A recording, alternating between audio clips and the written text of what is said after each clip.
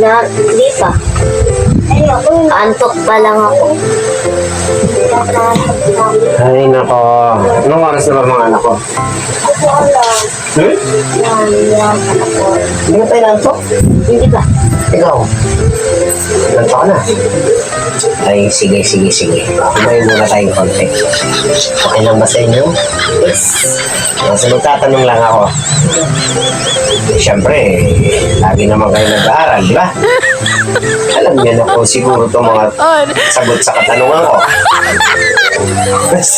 Uy, yabang ka na nun. Puro kasi oo. Baka mamaya hindi mo sa... Ito din eh. Panay ito, oo, hindi rin naman alam. Alam ko yan. O, sige nga. Sino ang pambansang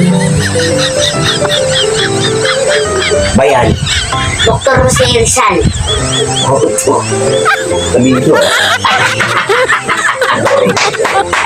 Sino ang pambansang kamao? Tama. Manny Pacquiao. Talino. Sino? Ano ang pambansang ulo? Lara. Ikaw, wala ka pa nasasagot. Matalino ito. Siklaban mo ako mamaya. Ano ang pambansang isda? Isda. Bangus yun! Oo! Bangus yun! Anong tilapia? Bangus. Ano na ito? Correct na naman si ate. Ito, mahirap. Ano ang pambansang hayop? Ayaw, di ba? Ba't buhaya? Oo nga pa! Buhaya!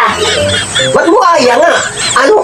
Kasi po, sa mga senado, mga buhaya, mga nagtatapik ka ng syalan, buhaya, Yung traffic enforcer, buhaya. mga nasa barangay, buhaya, Buhaya rin. ang dami rin baha, Buhaya. Buhaya. Baka buhaya. buhaya, Sa kongreso. Buhaya. Oo, Sa DPWH, DPWH.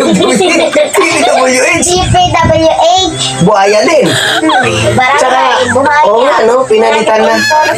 Dati kasi, kalabaw. Oo nga, Kasi masipag mo rin dati yung mga tao, no? Ayaw, di ba? Kaya, ang pambansang ano natin, hayop, kalabaw.